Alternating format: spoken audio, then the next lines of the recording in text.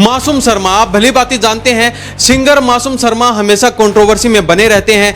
कभी कहीं देखा जाता है, कभी गुड़गांव में, कभी हिसार में, तो कभी अभी हाल ही में देखा गया देहरादून में उनके द्वारा स्टेज के माध्यम से पब्लिक के बीच यानी कि लोगों के बीच स्टेज के माध्यम से अपशब्द बोले गए हैं। उसी के तहत उनके ऊपर देहरादून में भी एफआईआर दर्ज हुई है और उसी के तहत अशोक आर्य ने भी बहल थाने में उनके ऊपर एफआईआर दर्ज करवाई है। अपने मासूम शर्मा जो सिंगर हैं, जो गायकर हैं, उनके ऊपर बहल थाने में एफआईआर दर्ज करवाई है। इसके पीछे की वजह कितना बड़ा कलंकार है ये कि ये बात ही नहीं है अपनी घटिया हरकतों से। ये तो हरियाणवी संस्कृति का भट्ठा बैठाने के लगे हुए हैं और भीड़ के को एड्रेस करते हुए वो गालियां देता है और गालियां का मतलब बहुत भद्दी गालियां जिसको हम ऑन कैमरा क्या ऑफ कैमरा भी चर्चा नहीं कर सकते। यदि कार्रवाई नहीं करते हैं तो फिर हम कानून के पैरोकार हैं, हम कानून के विशेषज्ञ हैं, विद्यार्थी हैं, तो हमारे पास हम आपके पुलिस के हायर अथॉरिटी से बात करेंगे, वो उनसे कार्रवाई करवाएंगे। ये कंट्रोवर्सी सिर्फ मासूम शर्मा के साथ ही क्यों?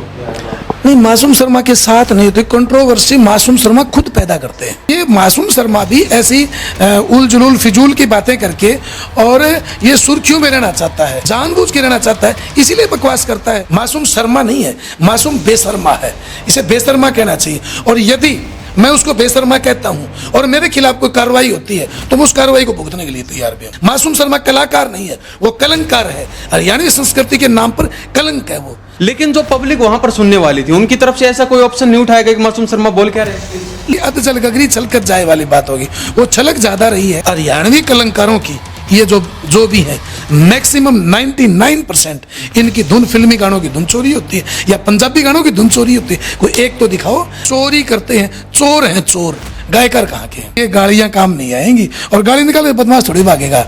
और जिसने उसका बदमाश का नाम मारने वाला थ्रेट नहीं करता। अब आप क्या डिमांड करते हैं सरकार से, प्रशासन से, क्योंकि आपने भी एफआईआर दर्ज करवाई है? हायर अथॉरिटी जो पुलिस की हैं या एसपी साहब हैं, डीजीपी साहब तक हम उनसे मिलेंगे।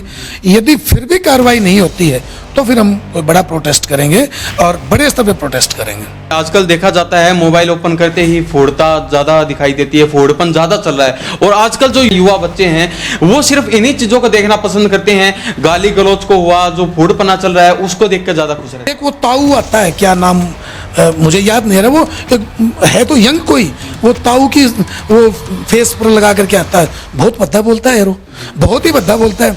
हमें उसके खिलाफ भी कार्रवाई करनी चाहिए। मैं कहता हूं कि हमारा सेंसर बोर्ड कहाँ है? पहले आज से 25 साल पहले फिल्म में एक किसी अदाकारा का पल्लू उगड़ा हुआ दिख गया सपनों पर से तो उसके खिलाफ कार्रवाई हो जाती थी, उस सीन को कटवा देते थे। आज सेंसर बोर्ड कहाँ मर गया? ये जो बच्चे सुन रहे हैं ना, ये भी 2 साल 5 साल बाद ऊब जाएंगे और जब आज जो यूथ ये सुन रहा है ना, वो यूथ इनके जूते मारेगा। नमस्कार, स्वागत है आपका हरियाणा न्यूज 24 पर। मैं हूं हिमांशु लांबा, मेरे सहयोगी विनय सिंधु के साथ मौजूद हैं आज भिवानी जिले में। और भिवानी में मौजूद हैं तो हमारे साथ मौजूद हैं एडवोकेट अशोक आर्य, जिनको आप भली भांति जानते हैं, किसानों की, मजदूरों की और हर वर्ग की जमकर आवाज उठाते हैं और उनके कहीं ना कहीं मदद करने में भी सक्षम रहते हैं और अपनी बात मनवाने में भी सक्षम रहते हैं। तो उसी को लेके आज हम एक ऐसा मुद्दा आपके सामने लेकर आए हैं। मासूम शर्मा, आप भली भांति जानते हैं सिंगर मासूम शर्मा हमेशा कंट्रोवर्सी में बने रहते हैं। कभी कहीं देखा जाता है, कभी गुड़गांव में, कभी हिसार में, तो कभी अभी हाल ही में देखा गया देहरादून में उनके द्वारा स्टेज के माध्यम से पब्लिक के बीच यानी कि लोगों के बीच स्टेज के माध्यम से अपशब्द बोले गए हैं और काफी कुछ उन्होंने अपने शब्दों में भी कहा है। वो तो हम हमारी वीडियो में आपको नहीं बता सकते, लेकिन आपने भी वो वीडियो देखा होगा। उसी के तहत उनके ऊपर देहरादून में भी एफआईआर दर्ज हुई है और उसी के तहत अशोक आर्य ने भी बहल थाने में उनके ऊपर एफआईआर दर्ज करवाई है। तो इनसे पूरा मामला जानते हैं, आखिर मामला क्या है और अशोक आर्य जी चाहते क्या हैं, क्योंकि ऐसे एक सिंगर पर एफआईआर दर्ज करवाना कितना सही और कितना गलत है। तो अशोक आर्य जी, सबसे पहले स्वागत आपका हरियाणा न्यूज। जी, आपका बहुत बहुत धन्यवाद। आपका और आपकी जितनी भी बहुत ज़्यादा फैन फॉलोइंग है उन सब का मैं शुक्रिया करता हूं। अशोक आर्य जी, सबसे पहले क्वेश्चन यही रहेगा, आपने मासूम शर्मा जो सिंगर हैं, जो गायकर हैं हरियाणा प्रदेश में यानी पूरे देश भर में उनको अच्छी तरह सुना जाता है, आपने उनके ऊपर बहल थाने में एफआईआर दर्ज करवाई है, इसके पीछे की वजह? सर, वजह क्या? एफआईआर का मतलब जी प्रथम सूचना रिपोर्ट, फर्स्ट इंफॉर्मेशन रिपोर्ट। जब हमें ये लगता है या किसी भी व्यक्ति को लगता है कि ये जो कृत्य है ये गलत है, अगेंस्ट लॉ है, कानून के विपरीत है तो उस व्यक्ति की नैतिक जिम्मेवारी बनती है कि उस गलत कृत्य के विरुद्ध संबंधित थाना में कानूनी कार्रवाई के लिए प्रयास करे।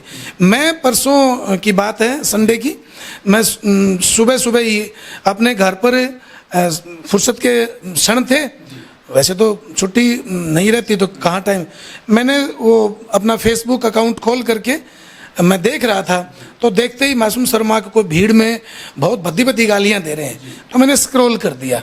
मैं कहा यार पता नहीं क्या कुछ है, AI से एडिट हो जाती है। फिर 2 मिनट बाद फिर एक और वही रील उसी तरह की आ गई। कोई उन्होंने कह रखा कि देखिए कितना भद्दा कलंकार है ये, कि ये बात ही नहीं है अपनी घटिया हरकतों से कह रखी है, अच्छी बात उनकी। तो मैंने उनकी भावनाओं को देखते हुए मैंने भी सुना, मैंने फिर सुना तो बहुत गंदा लगा, यार ये तो गलत है। मैंने फिर स्क्रॉल कर दिया। फिर थोड़ी देर बाद एक और कोई आईडी है, उस पर भी उन्होंने कह रखा कि आखिर ये कब मानेंगे हरियाणवी कलाकार क्या कह के पिंडा छोड़ेंगे हरियाणा की जनता का या भारत की जनता का। तो वो फिर देखी तो फिर हुआ। ऐसे 3-4 रील्स मेरे सामने आई तो मेरे दिमाग में ये लगा यार ये तो हरियाणवी संस्कृति का भट्ठा बैठाने के लगे हुए हैं। और ये मतलब इस भाषा को एक सरेआम भीड़ के माध्यम से, हजारों की भीड़ है वहाँ, और भीड़ के को एड्रेस करते हुए वो गालियाँ देता है। और गालियाँ का मतलब बहुत भद्दी गालियाँ, जिसको हम ऑन कैमरा क्या ऑफ कैमरा भी चर्चा नहीं कर सकते। तो मैंने वो देखते ही फिर मैंने अपना पेन उठाया, पेन उठा करके मैंने बेटा अपना उससे मैंने कहा कि 2 पेज ला के दे। मैंने 2 पेज मंगवाए और मैंने मेरी जो कंप्लेंट बनती थी वाजिब कानून वो लेकर के मैं थाना बहल में गया। जी थाना बहल में गया तो थानेदार साहब ने सोचा अशोक जी हर मामलों में जो भी इंटर हस्तक्षेप करते हैं, और ये जो आपका गायक कलाकार है जिसका जिक्र हम कर रहे हैं ये बड़ी पहुंच वाला है। भाई उस थानेदार को SHO साहब को पता है कि जो मुझे एक अच्छे से ध्यान है, जो मनीषा प्रकरण में एक पत्रकार यूट्यूबर्स के खिलाफ कार्रवाई पुलिस कर रही थी, उस कार्रवाई में पुलिस की कार्रवाई को कमजोर करने के लिए ये जो मासूम शर्मा है SP भिवानी को फ़ोन करता है। SP भिवानी को फ़ोन करता है कि जी देखना ये हमारे मिलने वाले हैं ये यूट्यूबर, इनके खिलाफ कुछ छोटा मोटा मामूली सा केस बनाना। तो सोचो कितनी बड़ी बात है कि सुप्रिटेंडेंट ऑफ पुलिस यानी पुलिस कप्तान को वो व्यक्ति कितना प्रभावशाली होगा कि पुलिस कप्तान को फ़ोन करके कहता है कि आप इसमें कार्रवाई कम करना। आप कभी पुलिस कप्तान का इंटरव्यू लेना, यदि वो सही से बताएंगे तो आपको कह भी देंगे कि मासूम शर्मा का फ़ोन आया था मेरे पास। तो अब SHO ही क्या औकात कि वो मुकदमा दर्ज कर दे। लेकिन मैं अड़ा रहा, मैंने बोला जी आप बेशक लेट कर देना, मैं फिर यहाँ दरी पे चाहे बैठूंगा, धरना दूंगा।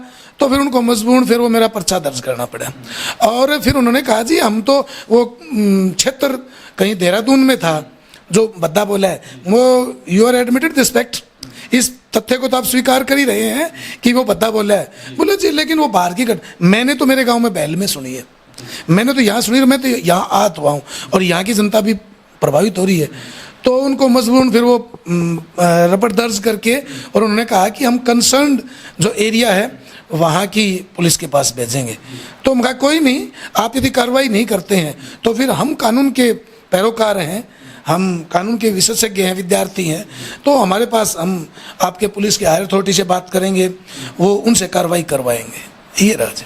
तो देखा जाता है, आपने भी सुना होगा कुछ दिन पहले भी सरपंचों का एक मैटर चला था, वो भी मासूम शर्मा ने उनको कहा था 70 सरपंच घूम रहे हैं। उसी को लेके पहले भी काफ़ी ऐसी घटनाएं हुई हैं, हमेशा कंट्रोवर्सी में मासूम शर्मा बने रहते हैं। तो आपको क्या लगता है ये कंट्रोवर्सी सिर्फ मासूम शर्मा के साथ ही क्यों? नहीं, मासूम शर्मा के साथ नहीं होती कंट्रोवर्सी, मासूम शर्मा खुद पैदा करते हैं। यानी कि किसी देखो उनकी फैन फॉलोइंग होगी, निसंदेह प्रकृति ने उनको गला दिया है, आवाज़ उनकी गायकी अच्छी है और वो जब बोलते हैं तो यूथ में एक क्रेज है उनका। लेकिन इतने से आदमी को जब वो क्या होता है गगरी छोटी हो और उस छोटी में भी पानी कम हो तो छलकती बहुत ज़्यादा है, तो उसकी गगरी अध जल गगरी छलकत जाए वाली बात होगी। वो छलक ज़्यादा रही है और उनकी महत्वाकांक्षा बहुत बड़ी होगी। उनको पता है, जैसे वो हमारे बहन जी है, बहुत अच्छी एथलीट रही, वर्ल्ड चैंपियन, ओलंपिक चैंपियन बनती, वो तो हमारी सरकार की कमी थी, विनेश फोगाट जी। तो उन्होंने देखा विनेश फोगाट पब्लिसाइज होकर के, उसकी पब्लिसिटी आकर के, और वो विधायक बन गई।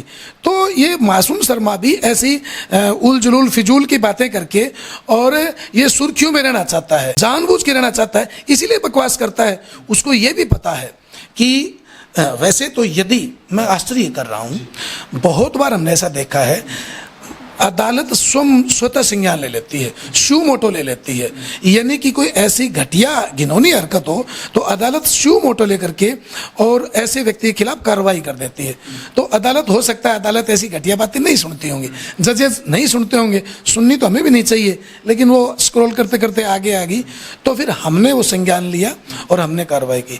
अभी आप कह रहे थे कि मासूम शर्मा, तो मासूम शर्मा जानबूझ के अपनी फेम को बढ़ाने के चक्कर में, वो मनीषा कोइराला से एक बार किसी ने पूछ लिया, जैसे आप मेरा आज इंटरव्यू कर रहे हैं, कि आप जी ऐसे कुछ बोल्ड सीन क्यों देती हैं, तो उन्होंने कहा बदनाम होंगे तो क्या नाम नहीं होगा, यानी कि वही इस मासूम शर्मा, हालांकि हम शर्मा कहते, शर्मा तो शायद जो शर्म वाला उसको कहते होंगे, मैं तो उसको बेशर्मा कहूँगा।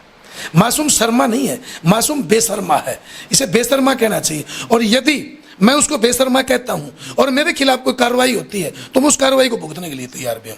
मैं उसको बेशर्मा कहता हूं और मैं कलाकार भी नहीं, मैं उसको कलंकार कहता हूं। मासूम शर्मा कलाकार नहीं है, वो कलंकार है, हरियाणवी संस्कृति के नाम पर कलंक है वो। अरे यहाँ दादा लक्ष्मीचंद हुए हैं, यहाँ मंगेराम हुए हैं, यहाँ पृथ्वी सिंह बेदड़क हुए हैं, यहाँ बहुत बहुत बड़े दादा भीष्म हुए हैं, ऐसे ऐसे गायकार हुए जिन्होंने आज से 80 साल पहले कुछ शब्द हमारे सामने रखे और वो आज सिद्ध होता आ रहा है। उन्होंने उस समय बातें रखी थी और वो बात आज सिद्ध हो रही है, और ये आज भी ऐसी फद्दू और फजूली बातें करती हैं, मेरे मुख से निकल गया, यानी फजूली बातें करते हैं कि जिससे समाज में वैमनस्य फैले। अरे सारे दिन कभी तो एक खटोला जेल के भीतर, एक खटोला जेल के बाद, क्या ये ऐसी बात कहनी चाहिए? इससे यूथ बिगड़ता है, इससे यूथ में गन कल्चर आती है। तो इसलिए मेरा खून खोल उठता है, दिमाग में यूं रहता है कि आखिर तुम सोशल एक्टिविस्ट हो। अरे भाई अशोक, अपने लिए तो सब कमाते हैं, थोड़ा सा तू भी 4 लाइन लिख।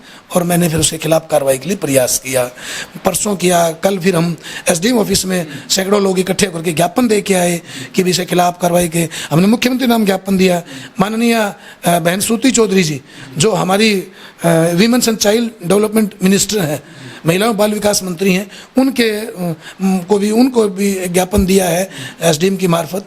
लेकिन अशोक जी जानना चाहेंगे, आपने एफआईआर दर्ज करवाई है इनके ऊपर, देहरादून में एफआईआर दर्ज करवाई गई है, महिला आयोग ने भी इनके ऊपर एफआईआर दर्ज करवाई है, लेकिन जो पब्लिक वहां पर सुनने वाली थी उनकी तरफ से ऐसा कोई ऑप्शन नहीं उठाया गया कि मासूम शर्मा बोल क्या रहे हैं? लांबा साहब, ये जो यूथ है ना, मैं यूं कह रहा हूं कि इस यूथ को दिग्भ्रमित कर दिया गया है। ये यूथ दिग्भ्रमित हो गया है। नहीं तो जब हम आज से जब 10वीं 11वीं 12वीं बीए में पढ़ने आया करते हैं भिवानी, गांव से भिवानी, तो हमारे यूं रहा करता मैक्सिमम का कि भी आपस में शॉर्ट सर्विस कमीशन के एग्ज़ाम देने हैं, आपको क्लेट के एग्ज़ाम देने हैं, किसी को यूपीएससी की तैयारी करनी है, किसी को अच्छी तैयारी करनी है, किसी को एचपीएस की तैयारी करनी है। तो हमारे साथ के आज भी दर्जनों एचपीएस और एचसीएस हैं, हमारे साथ के 4-5 जज हैं, हमारे साथ सैकड़ों वकील हैं और बहुत अच्छे से फौज में, पुलिस में ऑफिसर हैं। तो लेकिन आज के यूथ की सबसे बड़ी बात क्या है कि जब वो उठता है, उठते ही ये फ़ोन हाथ में आता है, और फ़ोन, बच्चा 6 महीने का होता है ना, आज से ही करता हूँ। मेरे को एक कोई आप जैसा जानकार कह रहा था कि मेरी भतीजी है, वो 13 महीने की हुई है और फ़ोन को, यूट्यूब को ऐसे गजब से ऑपरेट करती है। मेरा फ़ोन उठाएगी और यूं करके उंगलियां ऐसे करके और फ़ोन में यूट्यूब चलाएगी, यूट्यूब पे वो अपने जैसे कार्टून वगैरह आते हैं और उस कार्टून से धीरे धीरे अश्लील, ये क्या होता है, हमारा जो दिमाग है ना साहब, बच्चों का यूथ का जो दिमाग है वो उतना भी विकसित नहीं हो पा रहा। और पहले क्या होता था, हमारे स्कूलों में आर्य समाज के उपदेशक आया करते, भजनोपदेशक आया करते, जबर सिंह खारी आया करता, रामरख जी आया करता, वेदरख जी आया करता, रामनिवास आर्य आया करते। हमारे स्कूलों में आकर के पहले योगा कर्तव्य दिखाया करते और फिर भजनोपदेशक गुरुकुलों से आया करते, वो उपदेश सुनाया करते और गीत गाया करते अच्छे अच्छे, कि जैसे भगत सिंह के बारे में कहते थे, या 7 बजे जिस वक्त सवेरे जब मैं फांसी पाऊंगा, फांसी पर चढ़ने से पहले संध्या हवन रचाऊंगा, ऐसे गीत गाए जाया करते।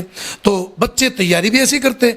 और अब गीत ऐसे गाए जाते हैं कि जज के भी आओगे पसीने मेरी यार जब गोली चलेंगी, तो फिर बच्चे वैसे ही सीखते हैं। तो मैं तो ये अकेला मासूम शर्मा नहीं, चाहे मासूम शर्मा हो, चाहे वो अमित सैनी रोहतकिया हो, चाहे वो आपका ये पिछले दिनों टटीरी गीत को लेके बादशाह है, इन जैसे तमाम जितने सरफिरे जो हरियाणवी संस्कृति को बदनाम करने का जिन्होंने ठेका उठा रखा है, उन सबको कहता हूँ भाई अच्छे गीत गाओ, कोई समाज सेवा के, यूथ को प्रेरणा देने के।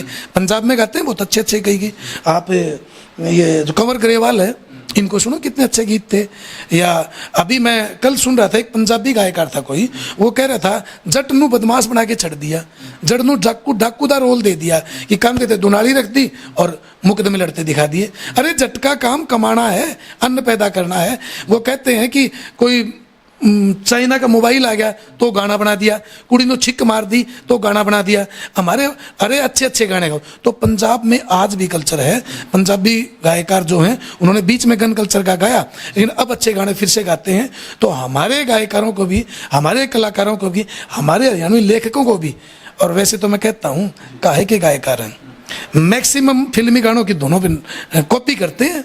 कोई एक खुद की धुन बता दो इनकी, हरियाणवी कलाकारों की, ये जो भी है मैक्सिमम 99% इनकी धुन फिल्मी गानों की धुन चोरी होती है, या पंजाबी गानों की धुन चोरी होती है। कोई एक तो दिखाओ, जब लक्ष्मीचंद और मांगेराम और गाया करते, वैसा एक भी दिखा दो।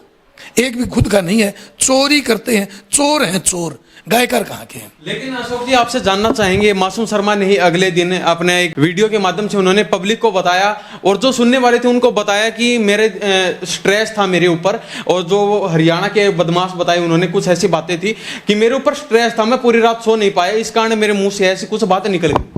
वो बनावटी बातें हैं साहब। देखिए भाई, पूरी रात सो नहीं पाया, उससे पहले उसने गाली निकाल दी, और उसने ये भी कहा था कि मैंने शराब पी रखी थी। यानी डबल गलती, एक तो गाली निकालता है और दूसरा शराब का प्रचार करता है, भाई नशे का प्रचार करता है। वो कहता है कि मैंने शराब, यानी शराब पी ली तो आपको छूट मिल गई, आप किसी को गालियां दे दो। आप शराब पिए गाली देते हो तो आपको डबल गुनाह किया, डबल गलती। वो सिर्फ उसका स्टैंड है, उसकी बकवास है, उसने कोई तो डर नहीं था। अरे जिसको 4 गनमैन है, मैं आश्चर्य करता हूँ, किसी मिनिस्टर के पास 4 गनमैन नहीं होते साहब। उसके पास 2 हरियाणा पुलिस के गनमैन और 2 यूपी पुलिस के गनमैन, 4 जिसके पास गनमैन है और 10 जिसके खुद के बाउंसर उसके साथ चलते हैं। कौन उसको क्या कह देगा? और कौन बदमाश था? और बदमाश यदि कोई मारेगा ना साहब, सिद्धू मूसेवाला से बड़ी सिक्योरिटी नहीं है, श्रीमती इंदिरा गांधी जी से बड़ी सिक्योरिटी नहीं है, सरदार बेअंत सिंह थे क्या, उनसे बड़ी सिक्योरिटी नहीं है। जिस दिन प्रकृति को उठाना है ना, तो ये गाड़ियां काम नहीं आएंगी, और गाड़ी निकाल के बदमाश थोड़ी भागेगा।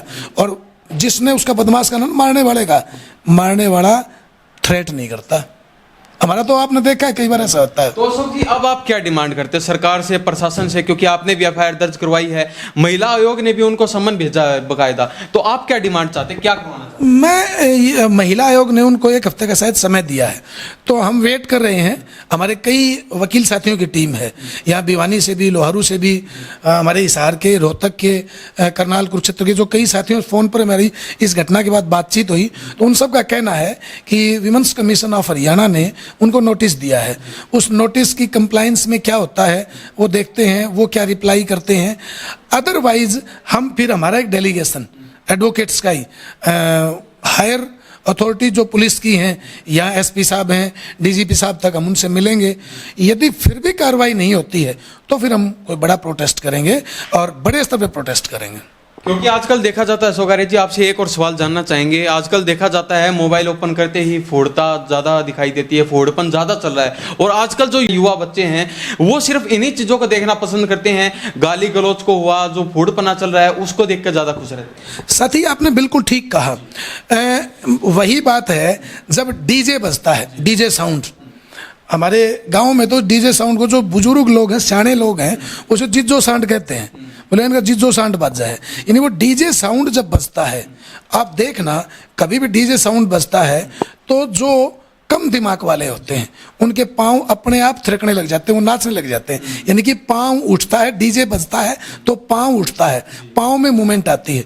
और साहब जब बंसरी बजती है, साहब जब तबला बजता है, साहब जब हारमोनियम बजता है, जब आपका पियानो बजता है या फिर हमारा बेंजू बजता है हरियाणवी ऑर्केस्ट्रा का, तो साहब अपने आप सर हिलता है, सर प्रभावित होता है। यानी कि जो जिनका जैसा दिमाग होता है, डीजे बजता है तो डीजे पाँव पर सर डालता है।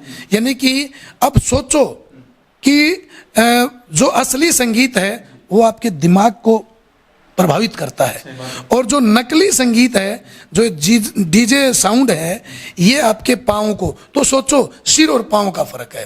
अरे भाई मेरे यूथ, हरियाणा के यूथ, इस डीजे साउंड को छोड़ और अपने जो ओरिजिनल वायलिन है, गिटार है, हारमोनियम है, जो बंसरी है, उनको सुनना शुरू करो। मैं कहता हूँ कि इस सोशल मीडिया ने अकेला मासूम शर्मा ही क्यों, मैंने पंचायत नाम गिनाए, एक वो ताऊ आता है, क्या नाम मुझे याद नहीं आ रहा, वो एक है तो यंग कोई, वो ताऊ की वो फेस पर लगा करके आता है, बहुत भद्दा बोलता है यार, वो बहुत ही भद्दा बोलता है, हमें उसके खिलाफ भी कार्रवाई करनी चाहिए। एक वो कोई हिसार साइड का लड़का है, ऐसे एक नहीं हजारों लोग ऐसे सोशल मीडिया पर वायरल हैं। हाँ, वो जो वायरल हैं, मैं कहता हूँ कि हमारा सेंसर बोर्ड कहाँ है। पहले आज से 25 साल पहले फिल्म में एक किसी अदाकारा का यदि स्तन उगड़ा हुआ दिख गया, उसका पल्लू उगड़ा हुआ दिख गया सपनों पर से, तो उसके खिलाफ कार्रवाई हो जाती थी, उस सीन को कटवा देते थे। आज सेंसर बोर्ड कहाँ मर गया। और विशेषकर अरे हरियाणा में तो कम से कम इस नायब सिंह जी को कम से कम इस सोशल मीडिया संचालन पर एक सेंसर टीम बना देनी चाहिए। ये क्या करता रहता है, लेकिन भाई क्या करा, कूठोड़ घुमड़ा और सुसरा बैद, मारा तो मुख्यमंत्रियों भी मस्खरा है, खिक सारा दिन हंसदा रहे, तो इससे हम क्या उम्मीद कर सकते हैं। लेकिन फिर भी सरकार में कभी कोई सियाना आदमी को बैठा है तो हमारी उससे निवेदन है कि इस सोशल मीडिया पर भी कोई सेंसर बोर्ड होना चाहिए, विशेषकर हरियाणवी उसके ऊपर। नहीं तो आप और देखते हैं कई तो अच्छे भी चलते हैं। अशोक जी, चलते चलते हरियाणा प्रदेश के कलाकारों को क्या संदेश पहुंचाना चाहेंगे? हरियाणा प्रदेश के कलाकारों को कहते हैं भाइयों, आप कलाकार बनो, गायकार बनो, और आप ओरिजिनल सुनाओ, आप चोरी छोड़ो, दूसरों के गानों में कॉपी पेस्ट करना बंद करो, और आप अच्छे गीत गाओ जिससे यूथ प्रेरणा लेकर के और फौज की भर्ती के लिए तैयारी करे। हालांकि फौज छोड़ी नहीं, अग्निवीर बना दी है, लेकिन फिर भी फौज के लिए, पुलिस के लिए, या यूथ कबड्डी में, खेल में, अरे जैसे वो कबड्डी वाला गाना पंजाब का नहीं आता है, वैसे अच्छे अच्छे गाने बनाओ। ये जो चक दे इंडिया वाले कुछ अच्छे गाने बनाओ जिससे बड़े बूढ़ों की सेवा का वो मिले, पेड़ पौधे लगाने का वो मिले। कहीं ऐसे गाने में ऐसे बोल आना चाहिए कि मैंने 1000 पेड़ लगाए और मैंने जीवन में 1 पेड़ लगाया, मैं ऑक्सीजन इतनी पैदा कर दी, मैंने ऑक्सीजन का एक मैंने फैक्ट्री लगा दी। कुछ ऐसे गाने आने चाहिए कलाकारों, वरना कलाकार नहीं, तुम कलंकार हो। और थोड़े दिन में अभी ऐसा ऊब जाती है जनता। ये जो बच्चे सुन रहे हैं ना, ये भी 2 साल 5 साल बाद ऊब जाएंगे। और जब आज जो यूथ ये सुन रहा है ना, वो यूथ इनके जूते मारेगा। ये बड़े होने के बाद जब ये बड़े हो जाएंगे, इनके बाल धोड़े हो जाएंगे, और ये यही यूथ ये कहेगा यदि ये दुष्ट कलंकार नहीं होते तो हम भी कहीं ना कहीं अच्छे ऑफिसर, और अच्छे ऑफिसर नहीं, कम से कम इंसान बढ़िया बनते।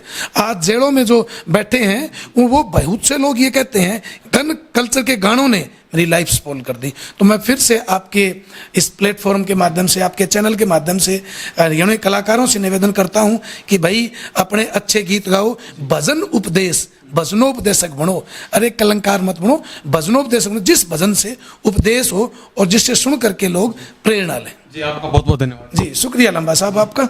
तो ये अभी हमारे साथ सीनियर एडवोकेट अशोक आर्य जी बने हुए थे, तो इनकी बातों से आप कितना सहमत हैं कमेंट बॉक्स के माध्यम से जरूर बता दीजिए। इन्हीं सब बातों के साथ मैं हिमांशु लांबा, मेरे सहयोगी विनय सिंधु के साथ हरियाणा न्यूज़ 24। नमस्कार, जय हिंद।